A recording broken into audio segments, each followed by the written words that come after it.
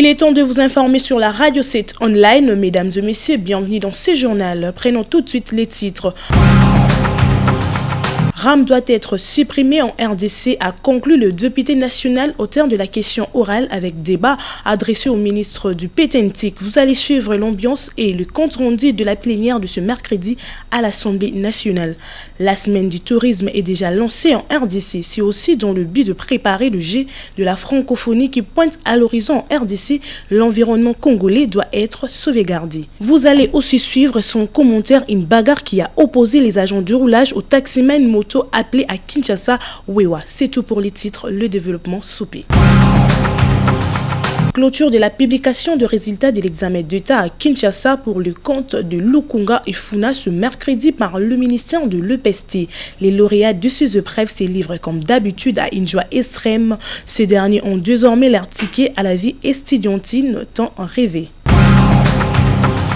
À l'Assemblée nationale, la séance plénière consacrée à l'audition du ministre du PTNTIC, Augustin Kibasa Maliba, sur l'URAM a tenu ses promesses malgré les agitations des uns et des autres. Le tout dans ce reportage. C'est une plénière et de haute tension. D'un côté, les camps FCC de Joseph Kabila prêts à perturber l'ordre du jour adopté par la plénière et de l'autre, l'Union sacrée déterminée à sauver les leurs. Augustin Kibasa Maliba avec son RAM, tant décrié par tous. Après l'intervention du président Mbosso Kodia, c'est le député national loyaux qui intervient avec une motion incidentielle pour rappeler au respect de la procédure. Vous dites, honorable président, alors que nous sommes en train ici d'examiner la question orale avec débat, je ne cède pas aux intimidations. Que le ministre a été invité pour répondre à la question orale avec débat, initiée par le collègue Missar, question qui a été débattue ici, pour laquelle le ministre a demandé un moment pour qu'il vienne répondre à nos préoccupations. Il y a aujourd'hui une motion de défiance qui venait d'être déposée. Je veux dire, honorable président, honorable membre de bureau, honorable député et chers collègues, que c'est dit des ordres. Je ne sais pas pourquoi nous avons un moyen de contrôle sous examen. C'est moyen n'a pas été dit. La ministre n'a pas répondu. Il a venu aujourd'hui pour répondre. Une motion mal reçue par les camps FCC et c'est le député national André Tamboué du PPRD qui va prendre la parole pour recadrer. Mais vite, il sera bousculé. Veuillez me protéger, honorable président.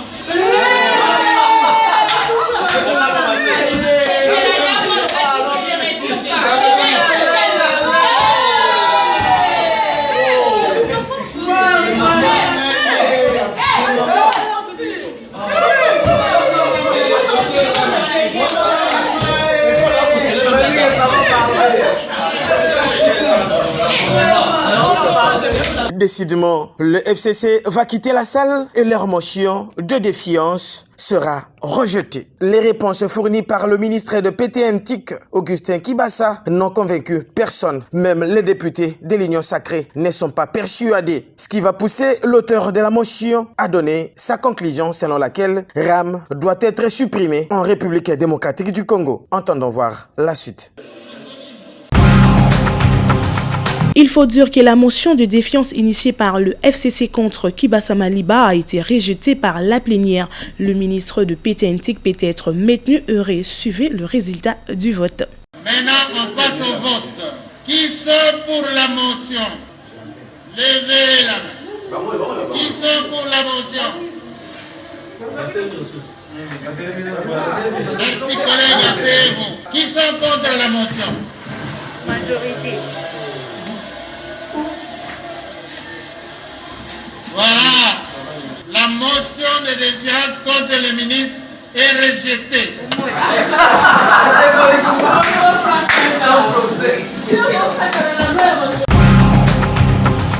Restons toujours à l'Assemblée nationale pour écouter l'avis du député André Tamboué, empêché par ses collègues de prendre la parole. André Tamboué. Je ne suis pas intimidable. Je prends la parole contre la motion de l'honorable Mayo. Honorable Président, j'ai fait une mise au point. Membre de l'opposition FCC, Je suis venu participer seulement au débat sur la question orale avec débat concernant ma province du Sampuru. Je n'étais pas lors du débat sur la messe noire contre les rames.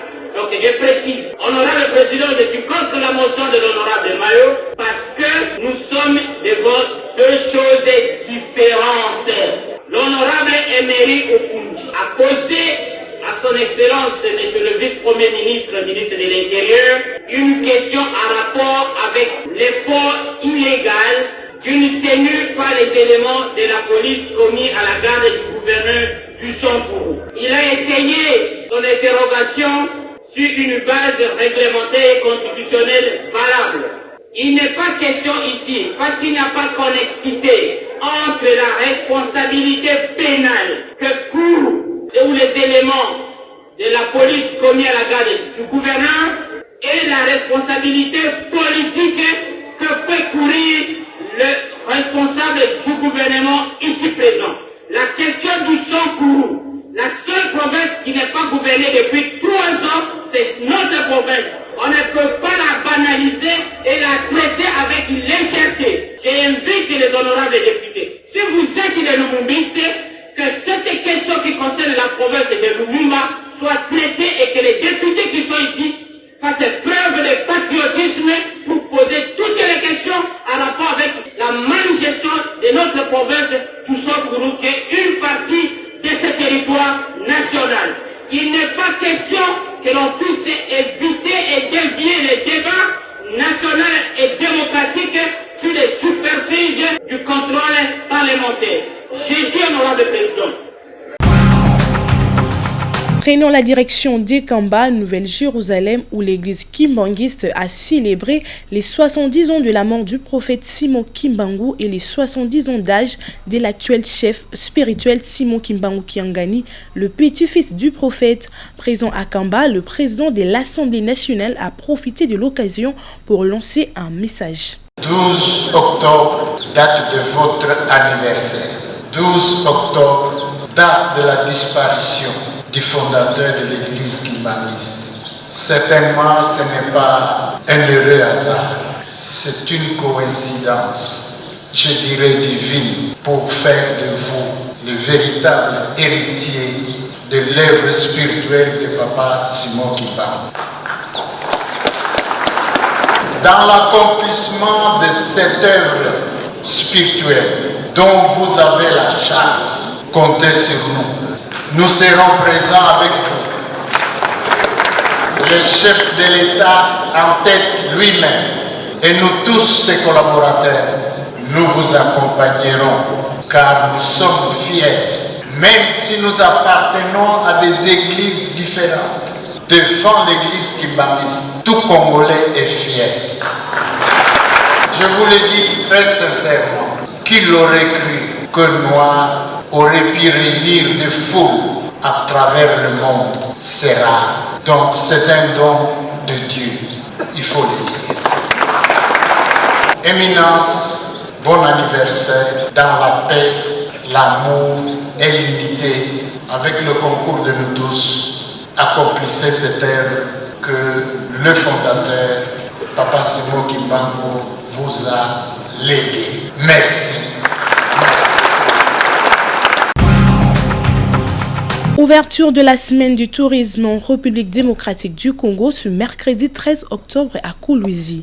Le ministre du Tourisme a lancé les coups d'envoi en compagnie de plusieurs autres ministres du gouvernement central. Suivez. Pour affronter tous les grands défis auxquels le monde est confronté aujourd'hui. Non seulement l'environnement est sauvegardé, mais aussi le règne animal y est naturellement. C'est le cas du parc national de Lupemba ou d'autres réserves animalières. Le tourisme traditionnel et religieux. De la diversité culturelle du Lualaba découle une diversité religieuse formant une mosaïque harmonieuse et fascinante et mettant en exergue les lieux entre le peuple et leur divinité, le monde physique et l'au-delà. C'est ici également l'occasion de démontrer qu'étant à la fois un phénomène social, culturel et mémoriel impliquant les mouvements des personnes vers des endroits situés en dehors de leur environnement habituel, le secteur du tourisme n'est pas seulement un moteur de croissance économique, mais c'est aussi et surtout un outil efficace de réduction de la pauvreté.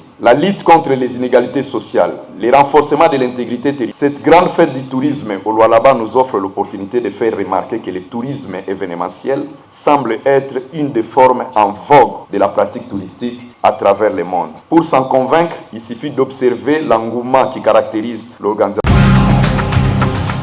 Le bureau exécutif du syndicat de médecins a tenu le week-end dernier en son siège dans la commune de Kasavubu une conférence débat avec ses partenaires, la Robank et la BIAC, à l'intention de ses membres en vue de les aider à comprendre la situation d'octroi des crédits, son mode de remboursement et autres détails. Le but de cette conférence est d'assister les médecins membres du SINAMED à s'imprégner les conditions d'octroi des crédits auprès de leurs partenaires ainsi que le mode de remboursement. Du côté des partenaires et du SINAMED, on a enregistré un échange riche qui va dans le sens de privilégier un bon dialogue. Dr Fabien Zoko, président de la commission contrôle et vérification du SINAMED, déroule le contour. L'opinion c'est que les médecins sont une catégorie professionnelle qui a eu à bénéficier des crédits, d'abord à la BIAC. À travers le crédit, il avait livré plus de 1000 véhicules aux médecins. Et actuellement, les médecins sont payés essentiellement par la Robank et d'autres banques partenaires.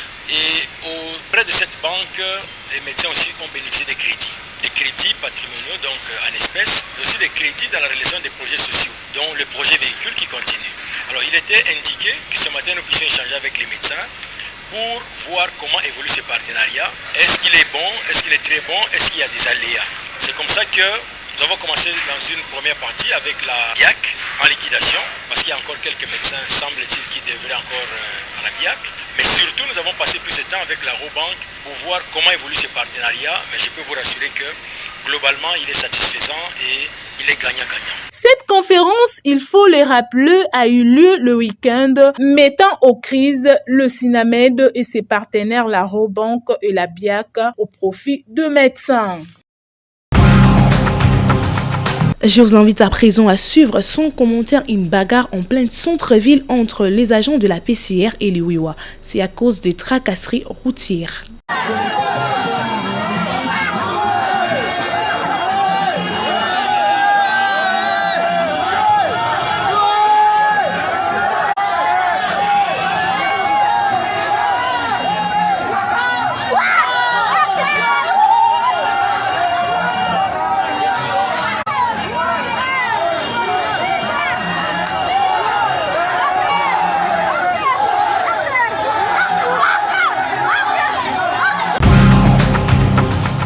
C'est la fin de ce journal. Merci de l'avoir suivi. L'actualité en continu sur la www.radio7online. Merci.